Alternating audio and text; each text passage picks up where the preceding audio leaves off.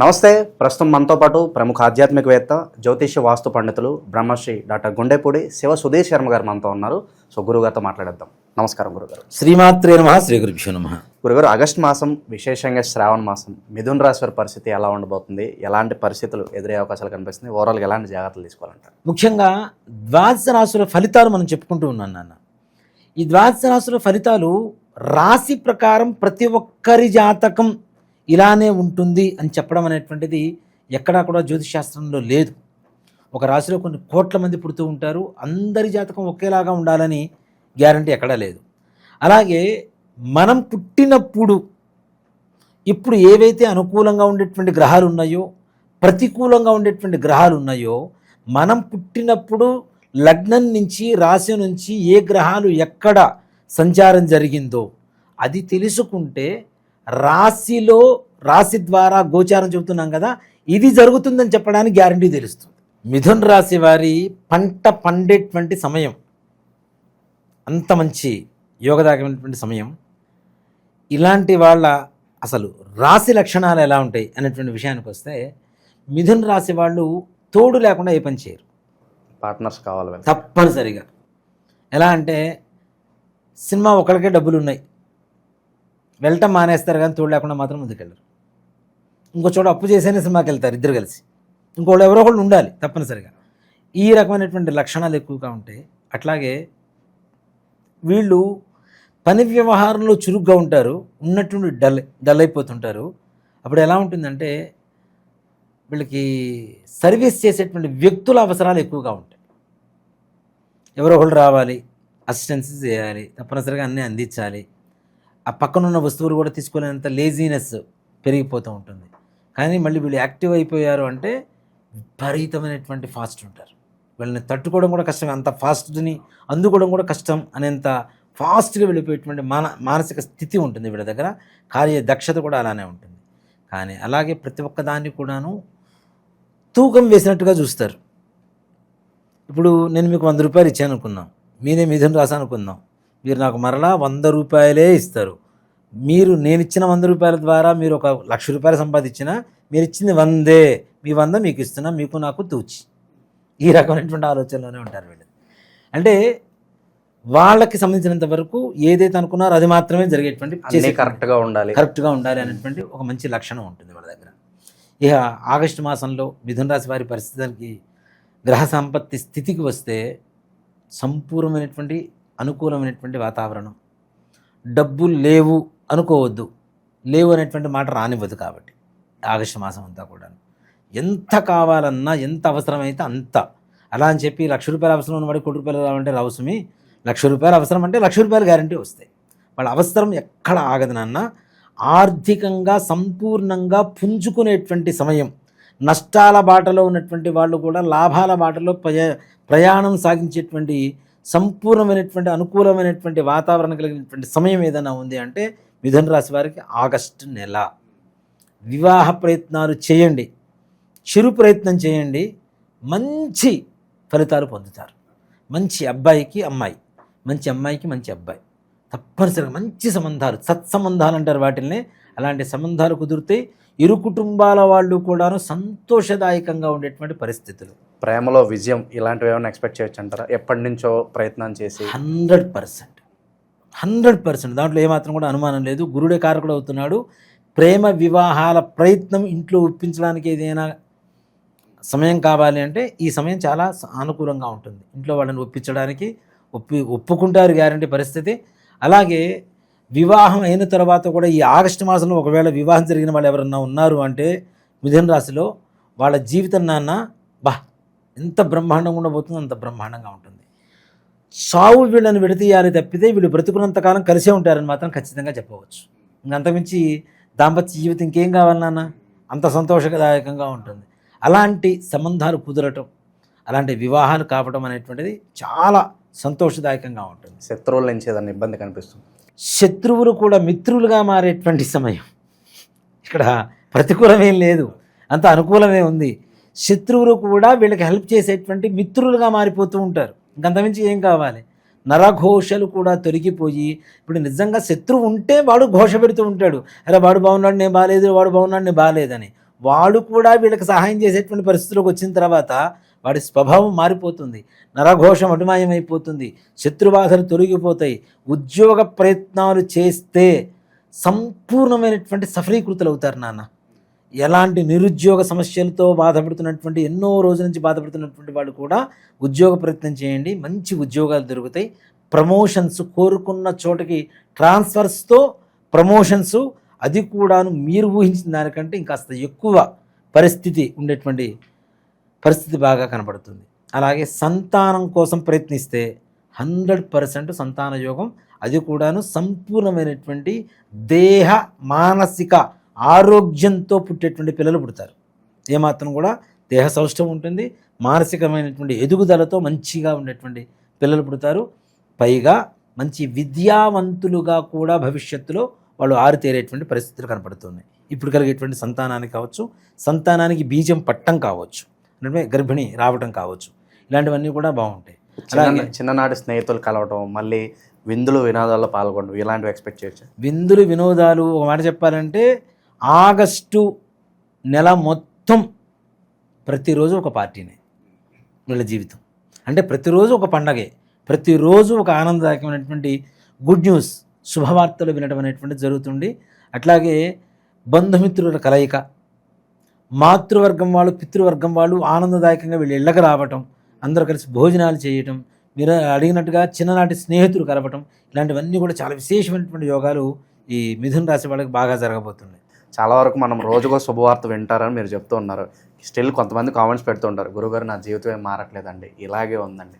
అలాంటి వాళ్ళకి ఏం చెప్తారు? అలాంటి వాళ్ళకి ఒకటే చెప్తా, వ్యక్తిగత జాతకం చూపించుకోండి అని చెప్తా. అలా చూపించుకోకుండా మిథున రాశిలో అంటే అదే నాన్న, ప్రతి రాశి వాళ్ళకి కూడాను రాశి ఫలం అనేటువంటిది సంపూర్ణంగా ఆపాదించబడుతుందా, అప్లికేబుల్ అవుతుందా అంటే అవ్వదని చెప్తా. కొంతమందికి అవుతుంది, కొంతమందికి కాదు. దేనికి అంటే మనం పుట్టిన సమయంలో ఉండేటువంటి గ్రహస్థితి, ఇప్పుడున్నటువంటి మనకు శుభాన్నిచ్చేటువంటి గ్రహం, మనం పుట్టినప్పుడు మన జాతకంలో ఎలా ఉన్నారు, ఏ స్థానంలో ఉన్నారు, శుభస్థానమా లేదంటే శత్రుస్థానమా, నీచస్థానమా, లాభస్థానమా అనేటువంటిది తప్పనిసరిగా వ్యక్తిగత జాతకాన్ని పరిశీలన చేసినప్పుడు మాత్రమే మనకు తెలుస్తుంది. కాబట్టి అలా చూసుకోవడం అనేటువంటిది మంచిది నాన్న. ఇక ఎలాంటి వ్యాపారాలు బాగా కలిసి వస్తాయి అంటారు? వీళ్ళకి ముఖ్యంగా నాన్న కిరాణా స్టోర్సు, అలాగే రియల్ ఎస్టేట్, దాంతోపాటు సూపర్ మార్కెట్లు, ఫ్యాన్సీ, శారీసు, ఫుడ్డు, ఇన్ని రకాల వ్యాపారాలు వీళ్ళకి. వీటిల్లో దేంట్లో చెయ్యి వేసినా 100% లక్ష్మీదేవి ఉప్పొంగుతుందని చెప్పుకోవచ్చు. ఇక ఆరోగ్యపరంగా ఎలా ఉంటుంది? ఆరోగ్యపరంగా కూడా బాగుంటుంది నాన్న, ఎక్కడ ఏ రకమైనటువంటి సమస్యలు లేవు. సింపుల్గా చెప్పాలి అంటే ఈ నెలలో సంపాదన మొదలవుతుంది, అవ్వబోతుంది మీకు. ఈ సంపాదన దాచుకోవడానికి కొత్తగా బీరువాలు కొనుక్కోవచ్చు అనేది మాత్రం 100% చెప్తాను. స్థిరాస్తులు కూడా కొనుగోలు చేయడానికి మంచి టైం. 100% నాన్న. ఇంకా అంత డబ్బు ఉన్నప్పుడు స్థిరాస్తి ఎక్కడో చోట ఇన్వెస్ట్ చేయాలి కదా, డబ్బునైతే బ్లాక్ చేసి పెట్టరు కదా. బంగారం ఎక్కువ కొనేటువంటి అవకాశాలు కనబడుతున్నాయి. బంగారం, వెండి, లోహాలకు సంబంధించినటువంటివి ఎక్కువగా వీళ్ళని అట్రాక్ట్ చేసేటువంటి అవకాశం ఉంది. వాటి మీద ఎక్కువ ఇన్వెస్ట్ చేసేటువంటి అవకాశాలు కూడా కనబడుతున్నాయి. గృహయోగాలు కూడా కలుగుతాయి.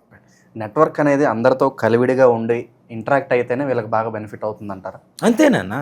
ఇప్పుడు నేను ఒక్కడిని మడిగట్టుకుని ఇంట్లో కూర్చుంటాను ఆవకాయ జాడీలాగా అంటే అది కరెక్ట్ కాదు కదా. అందరితో ఇంటరాక్ట్ అవుతూ వాళ్ళతో కలివిడిగా ఉంటేనే ఏదైనా పనులు అవుతాయి. లేకపోతే లోక జ్ఞానం కూడా పెరగదు. ఇంట్లో కూర్చుంటే బుద్ధిమాన్యం వస్తుంది, ఇంకా కావాల్సినటువంటి బద్ధకం వస్తూ ఉంటుంది. బయట అంతా తిరిగితేనే సమాజం ఎలా ఉంది, మన వాళ్ళు ఎవరు మోసం చేస్తున్నారు, ఎవరు ఏంటనేది తెలుస్తుంది. అంతే కదా నాన్న. కాబట్టి దాంట్లో ఏ రకమైనటువంటి సమస్య లేదు. ఈ రాశి వాళ్ళకి అదృష్టలక్ష్మి, అష్టలక్ష్మి, అష్టైశ్వర్యాలు, భోగభాగ్యాలు ఈ మిథున రాశి వాళ్ళకి ఆగస్టు మాసం నుంచి ప్రారంభమవుతున్నాయి. 100% వాటి చవి చూస్తారు, వాటి టేస్ట్ చూస్తారు గ్యారంటీగా. సో ఈ ఫలితాలు ఇంకాస్త ఎక్కువ కాలం కొనసాగటానికి ఎలాంటి పరిహారాలు కావచ్చు, దైవారాధన చేసుకుంటే బాగుంటుందంటారు? ఇక్కడ ఒక మాట చెప్తానన్న, ఇప్పుడున్నటువంటి 12 రాశులు 12 రాశుల్లో కూడా ఎవరికైనా సరే ప్రపంచంలో ఉన్న 700 కోట్ల చిల్లర జనాభా అందరికీనూ 2 రకాల దోషాలు ఉన్నాయని ఖచ్చితంగా చెప్పగలుగుతా. ఏంటి? పితృదోషం, స్త్రీ శాపం. వీటిలో ఇంకా అనేక రకాలైనటువంటి దోషాలు ఉన్నాయి. దేవతా శాపాలని, వృక్షవధలు, జంతువధలు, సర్పవధలు, ఇట్లాంటివన్నీ కూడా దోషాలే. ఇవన్నీ మన పూర్వీకులు చేసినటువంటి తప్పిదాల వల్ల భవిష్యత్ తరాలు అనుభవిస్తాయి. మనకి మన పూర్వీకులు ఆస్తులు ఇస్తే మనం తీసుకుంటామా లేదా? అట్లాగే వాళ్ళు చేసినటువంటి తప్పులకి ప్రభావం కూడా మనం తప్పనిసరిగా అనుభవించాల్సిందేగా. మా తాతగారు ముత్తాతగారు ఉన్నారు, ఆస్తులు మొత్తం అమ్మేశాడు, ఆ పేదరికం అనేటువంటిది కంటిన్యూ అవుతుందా లేదా? అవునా? అలాగే ఆస్తులు బాగా కూడబెట్టాడు, ఆ డబ్బులు అయితే మేము తింటామా లేదా? దాని ప్రతిఫలమితం అంటే ఒక్క ఆడవాళ్ళ కన్నీటి చుక్క మీ వంశాన్ని మహాసముద్రమై సముద్రంలో వచ్చేటువంటి సునామీగా మార్చి వంశాన్ని మింగేస్తుంది. దీనివల్ల పెళ్ళిళ్ళు కాకపోవటం, అనుకున్నటువంటి పనులు కాకపోవటం, వ్యాపారం బాగుండకపోవటం, ఉద్యోగం సరిగా రాకపోవటం, పిల్లల మాట వినకపోవటం, పిల్లలు ఆరోగ్యవంతంగా ఉండకపోవటం, ఇంట్లో అనారోగ్య సమస్యలు, ఆర్థిక సమస్యలు, ఇచ్చిన అప్పులు వెనక్కి రావు, మనం తీసుకున్న అప్పులు తీర్చలేము, మనం ఎవరికన్నా అడ్డుండి ఇప్పిస్తే అవి కూడా మనం కట్టుకునేటువంటి పరిస్థితులు రావటం, ఇట్లానే దీంతో పాటుగా అనేక రకాలైనటువంటి మానసికమైనటువంటి అస్థిమిత, అట్లానే పిల్లలు ఆటిజంతో పుట్టడం, అవునా, చదువుకోరు, ఇంకా దుర్వ్యసనాల పాలవ్వటం, అంటే మనుషుల్లో అందరికీ ఉందనే చెప్తాను. ఇంకా చెప్పాలి అంటే దాదాపు 85 ఆ టైం నుంచి పుట్టినటువంటి ప్రతి ఒక్కరికి ఉంది. దాంట్లో ఏమాత్రం కూడా సంశయం లేదు. పరిష్కారం ఏంటంటారు దీనికి? ఒక్కడేనన్న, ఇది ప్రతి అమావాస్యకి మనం పితృకార్యాలు చేస్తూ ఉంటాం, అవునా. అలాంటి అమావాస్య ప్రతి నెల చాలా విశేషమైనటువంటిది. మనం ప్రతి నెల అమావాస్యకి ఇంట్లో పితృతర్పణ వదలండి, ఎవరికైనా బ్రాహ్మణికి స్వయం పాకం ఇవ్వండి అని చెప్తుంటాం. తద్దినాలు పెట్టరు. తద్దినాలు పెట్టకపోవడం, మేము కాశీలో పెట్టొచ్చామండి, గైలో పెట్టొచ్చామండి, నిన్న భోజనం చేసాం, ఇవాళ భోజనం చేయకుండా మానుతామా? నిన్న పండగ జరిగింది, మరుసటి రోజు మళ్ళీ వండుకొని తింటామా లేదా? అవునా. అక్కడెక్కడో కాశీలో పిండం పెట్టొచ్చాం, ఇంకా అయిపోయింది అంటే అది ఎట్లా కరెక్ట్ అవుతుంది? కొంతమంది ఇంట్లోంచి చెప్పకుండా వెళ్ళిపోతుంటారు. వాళ్ళు ఉన్నారో లేదో కూడా తెలియదు. ఒక మనిషి 14 సంవత్సరాల పాటు కనుక కనపడకుండా వెళ్ళిపోతే వాళ్ళకి కర్మ చేయవలసిందే. అది చేయట్లేదు, అవి వదిలేస్తున్నాం. అసలు ఇప్పుడు ఉన్నారో లేదో కూడా తెలియదు, వదిలేస్తున్నాం.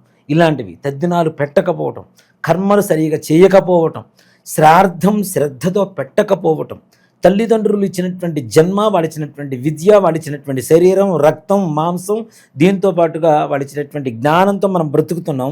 ఇన్ని ఇచ్చినటువంటి వాళ్ళ రుణం తీర్చుకోవాల్సిన అవసరం ఎవరికి ఉంది? కొడుకుంటాం, అవునా. ఇలా కొడుకు చేయకపోవటం వల్ల కొడుకులు పుట్టకుండా కేవలం కూతుళ్ళే పుట్టేటువంటి దోషం కూడా ఈ దోషం ద్వారా కనబడుతూ ఉంటుంది. అంటే ఇక వంశం లేదుగా. నెక్స్ట్ ఇంటి పేరు ఎక్కడుంది? ఆడపిల్లలే పుడితే ఇంకో ఇంటికి అమ్మాయిని ఇస్తావు, అమ్మాయి ఇంటి పేరు అబ్బాయి ఇంటి పేరు అవుతుంది, కానీ నీ ఇంటి పేరు లేదు కదా, అయిపోయింది కదా, శాశ్వతంగా నీ వంశం నిర్వంశం అయిపోతుంది. ఇలా అసలు పిల్లలు పుట్టకపోవటం కూడా, అనుకున్న పని ఏ ఒక్కటి పూర్తి కావటం లేదా. సింపుల్గా చెప్పాలంటే ప్రశాంతంగా మీ జీవితంలో లేరా అంటే మీ వంశంలో, మీ పూర్వీకుల్లో ఆడవాళ్ళు మగవాళ్ళు 60 ఏళ్ల లోపల heart problem, kidney problem, liver problem, brain stroke, suicide, accidents, cancer, ఇట్లాంటి కారణాలతో చనిపోయారు. మీ పూర్వంలో 2 వేసి పెళ్ళిళ్ళు చేసుకున్నారు, ఇంట్లో భార్య ఉండగా కూడా ఇల్లీగల్ కాంట్రాక్ట్స్ పెట్టుకొని ఇంట్లో ఉన్న ఆడవాళ్ళని బాధ పెట్టారు. భర్త ద్వారా భార్య కావచ్చు, అత్తమామల ద్వారా కోడలు కావచ్చు, ఆడపడుచు ద్వారా వదిన కావచ్చు, వదిన ద్వారా ఆడపడుచు కావచ్చు, మరుదుల ద్వారా బావల ద్వారా మరదలు కావచ్చు. ఇలాంటి వాటికి ప్రతి నెల అమావాస్య మా ఆధ్వర్యంలో జరుగుతూ ఉంటుంది.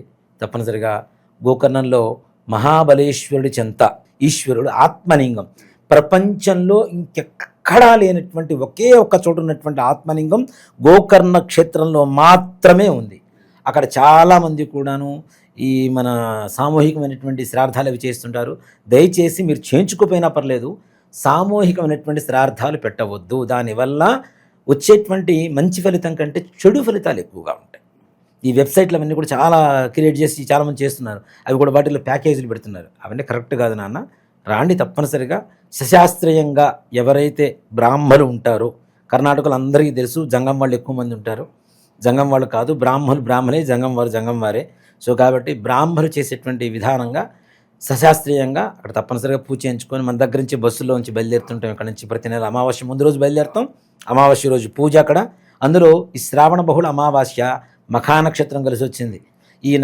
ఈ దోషాలు ఉన్న వాళ్ళ వంశంలో మఖా నక్షత్రంలో పుట్టేవాడు కూడా కొంతమంది ఉంటారు.